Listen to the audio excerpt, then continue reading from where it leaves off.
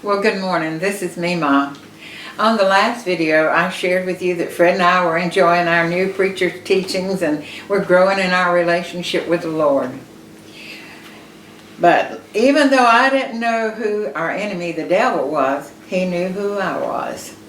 I realize now that he attacks us in our weakest areas, and that might be physical, mental, spiritually, or emotionally, or financially.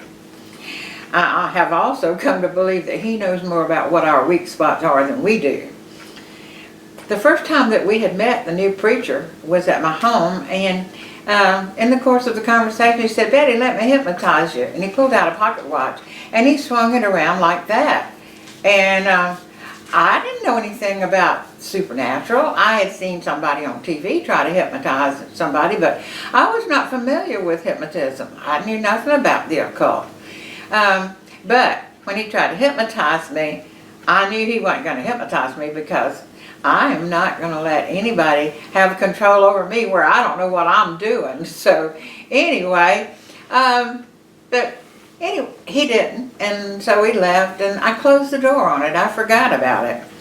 But it was several months later that we'd gone out on visitation one night, and everybody came back by our house for refreshments. And so the preacher again spoke to one of the girls, and he said, "Let me hypnotize you." And so, she fell out in a trance.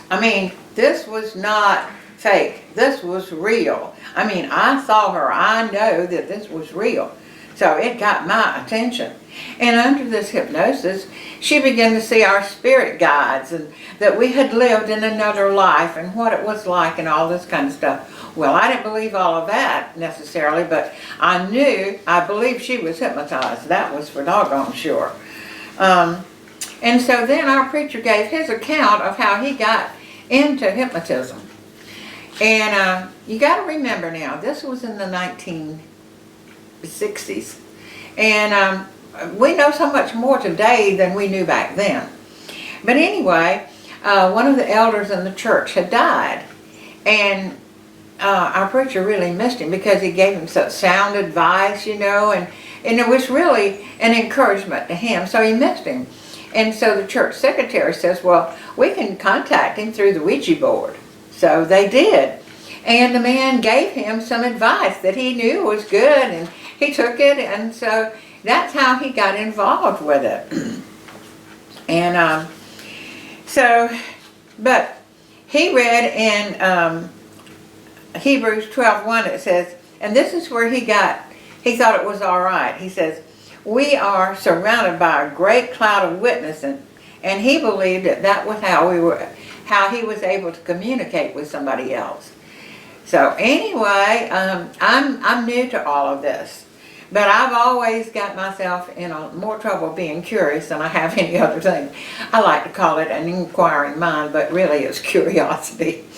So I'd seen a movie called The Three Faces of Eve, and that was all about reincarnation and how she'd lived. She had 3 different personalities, and I always found that interesting.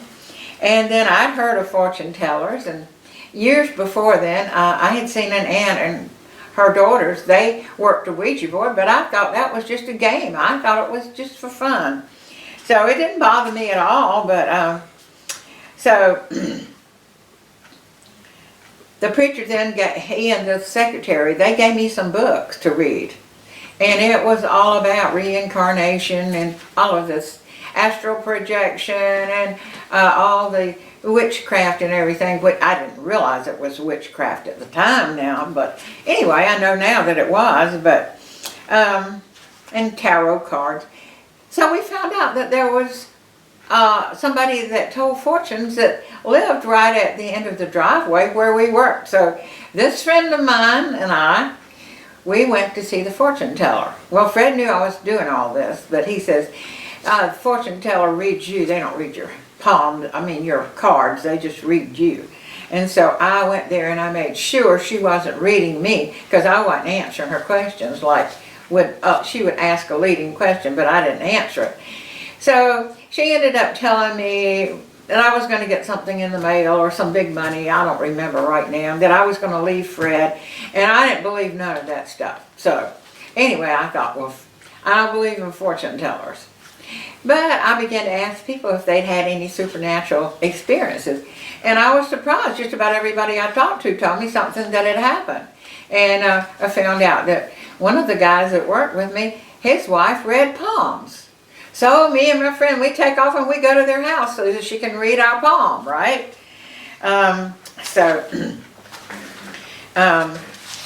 She read my friend's palm and gave her some, I don't remember what she told her. And then when it was my time, she looked at my palm and kind of put it down and didn't say anything. And I said, what's the matter? She says, I can't read yours for some reason. And I thought, well, that's interesting that she couldn't read my palm. So then she began to tell us how she got involved with the Ouija board. In their house, they had been having doors slam and cupboards open and like somebody going outside or whatever. And I think she even talked to her priest about it. And he was the one that, he said, evidently your mother who had died has wanted to get in touch with you. So she went out and bought a Ouija board. So of course we wanted to see the Ouija board work. So she and her daughter sat down with the Ouija in front of them. And they had their eyes turned away and they were doing this, and you could ask it questions and it would write out, and I knew good and well that they weren't looking. And so I mean, I'm sitting there with my eyes like, oh my gosh, you know. So I knew that something was happening, I didn't know what. And so then they got up from the, I believe they got up from the table. Anyway, we were all sitting around, and according to them, the Ouija, or whatever was there, said that if we'd be all very quiet and real still, that he would come by, something would come by and touch us on the shoulder. So here we are, we're all sitting around real quiet, and all of a sudden, somebody stepped on the cat's tail and it went, meow! Scared us all to death. Needless to say, that put an end to that session. But when I sat down, and I was going to work it with the lady, the Ouija wouldn't work at all.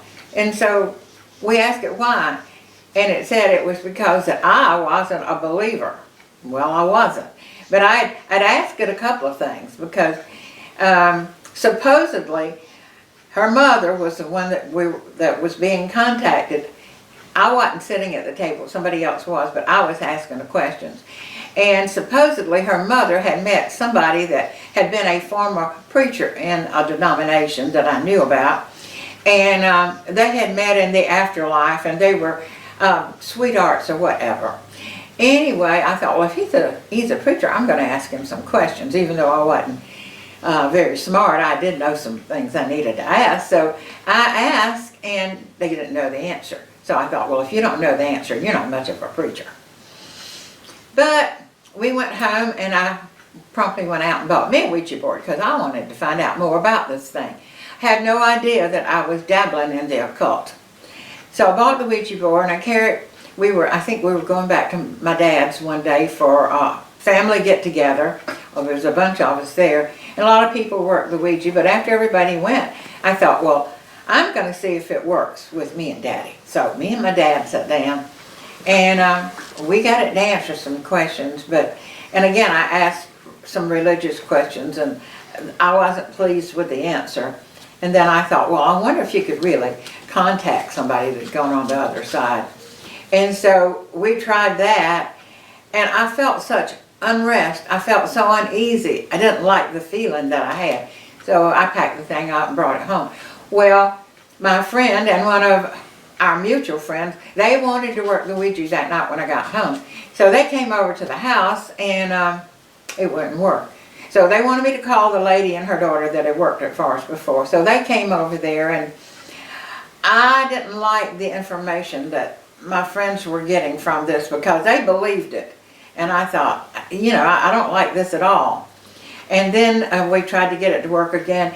Well, the girl had to leave. She went out on a date, and somebody else tried to sit there with her, with the mother, and make the Ouija work, but it wouldn't work. And she says, well, they have gone on a date with whatever her daughter's name was, and so he's not here. And I thought, well, if he's not in my house, I don't want him here anymore. So, anyway, honestly, all of this happened in a couple of weeks. I mean, it was unreal how fast all of this transpired. So I had gone to the fortune teller, I got involved with the Ouija board, I was reading the books, and I'd also been to a couple of hypnotism sessions with the preacher and some other friends. And while one of the men was in a trance, he relived being in the war and being shot down, and it was very traumatic. And at night then, I had these curtains that was on the wall that were dark purple, but I would wake up and I would feel like there was a presence in the room, and I'd think, oh, it's just those curtains. But that happened a couple of times, and then I became real alarmed. And I said, and then I prayed. I said, Lord, I said, is this real? Is this of you, Lord? I need to know. And I don't remember how I was directed to Deuteronomy 18, but I want to read it for you.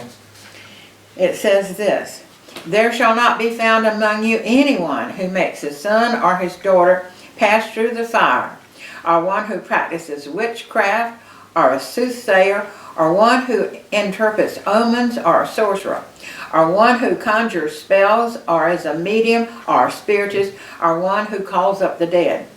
For all who do these things are an abomination to the Lord, and because of these abominations the Lord your God drives them out before you. So when I got through reading that, I knew God did not want me to have anything to do with the occult. And so I confessed my sins. I didn't know I was doing 1 John 1:9, but I confessed my sin, and I asked the Lord, please forgive me for ever getting involved. And I gave all the books back, and I dropped it all. And it is really scary to me how some people are still playing around us with the enlightened age that we're living in now, because they don't think anything about going to a fortune teller. But I'm telling you, it's not of God. So be warned by what I've shared with you today. Thank you so much. So listen, like, comment, share, and subscribe.